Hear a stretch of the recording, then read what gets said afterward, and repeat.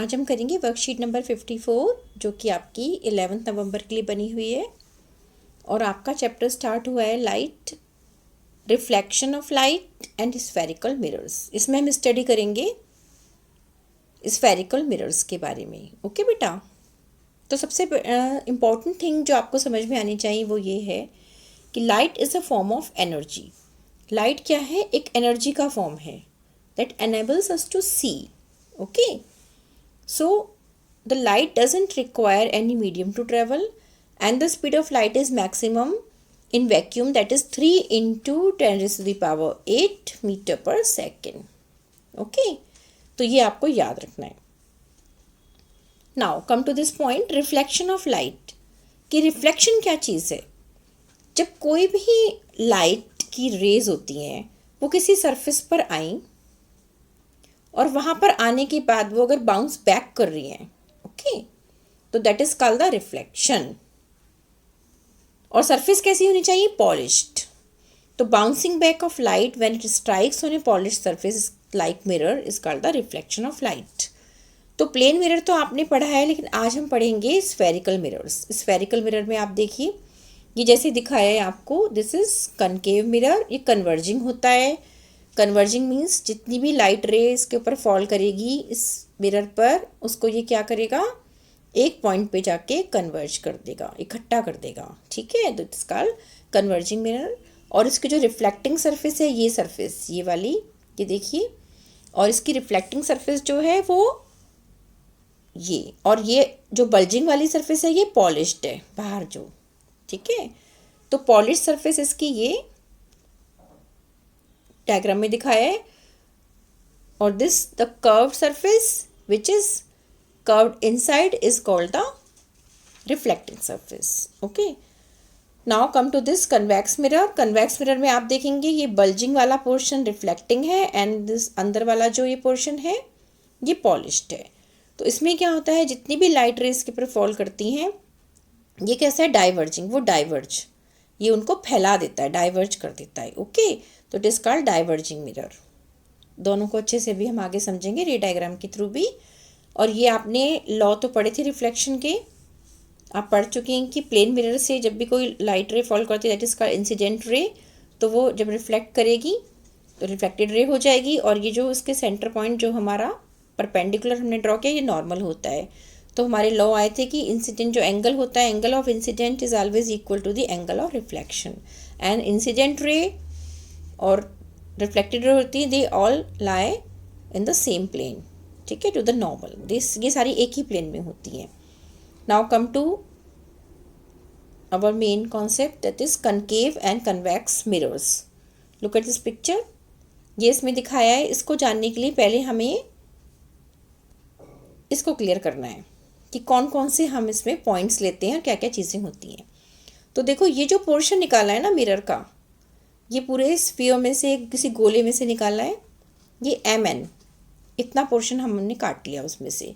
तो ये M और N ये पूरा पोर्शन यहाँ पर ये कहलाएगा एपर्चर। ओके, और जिस गोले में से निकाला है उसका सेंटर पॉइंट, ये जहाँ से यहाँ तक जो रेडियस आएगी, इस सेंटर पॉइंट को हम कहेंगे सेंटर ऑफ कर्वेचर। ठीक है, तो सेंटर ऑफ कर्वेचर ये हो गया। उसके बाद ये जो लाइन जाती है, स्ट्रेट लाइन जा रही है, this is called principal axis. और इसका सेंटर, एपर्चर का centre, this is called pole P। Main ये सारे पॉइंट्स आपको पिक्चर के साथ याद होने चाहिए। Principal axis, pole P, centre of reflecting part, aperture, centre of curvature, then radius of curvature. Radius क्या होगी? Distance from centre to the periphery, ये रेडियस ऑफ कर्वेचर हो गई। ओके बेटा, देन फोकस। फोकस पॉइंट क्या होता है? जहाँ पर सारी लाइट रे जो फॉल करती हैं पैरेलल, वो जिस पॉइंट पे जाकर क्या होती हैं? कन्वर्ज होती हैं, that is called the focus point. या फिर अगर दूसरा मिरर है तो डाइवर्ज होंगी। कनकेव के केस में कन्वर्ज हो रही है, कन्वेक्स केस में डाइवर्ज होंगी, तो वो फोकस पॉइंट हुआ। और फोकल लेंथ क्या हो गई?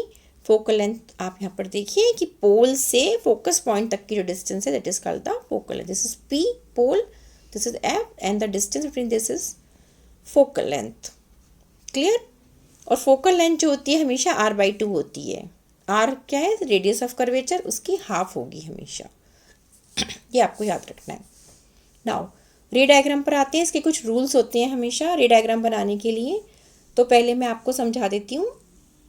ये देखिए, ये है कनकेव मिरर, ये रिफ्लेक्टिंग सरफेस है इसकी, कि कोई भी लाइट रे अगर इसके पैरेलल फॉल करती है तो प्रिंसिपल फोकस से होकर जाती है। ठीक है, आफ्टर रिफ्लेक्शन। ये आपको डायरेक्शन जरूर दिखानी है रे की।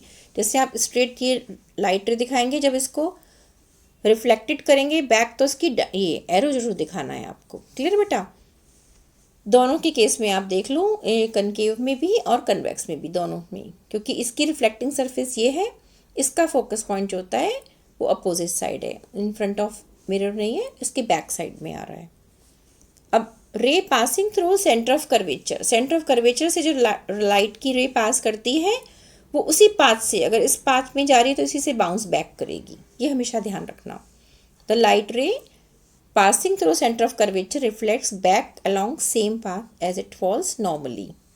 ओके, इस पाथ से जा रही तो इसी से बाउंस बैक करेगी। दोनों एरो एक ही लाइन पर आएंगे।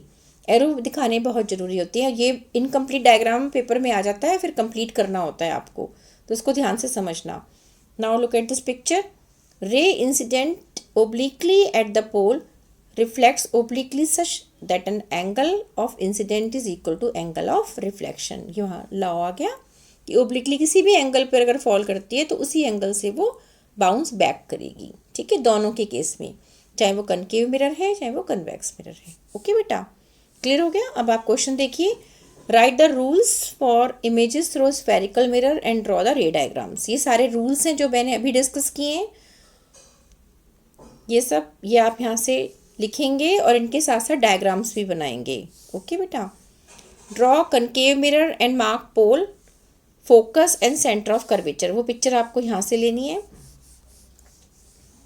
ये पिक्चर ड्रॉ करके इसमें आपको पोल दिखाना है, सेंटर ऑफ कर्वेचर, फोकस। ठीक, यही पूछा है इसमें क्वेश्चन में, इसको आप मार्क कर दीजिए। क्लियर? अब ये बेसिक बिल्कुल नॉलेज है जो आपको पता होनी चाहिए। अच्छे से क्वेश्चंस आप कर लेना और डायग्राम्स को नीटली ड्रॉ करना। थैंक यू बेटा।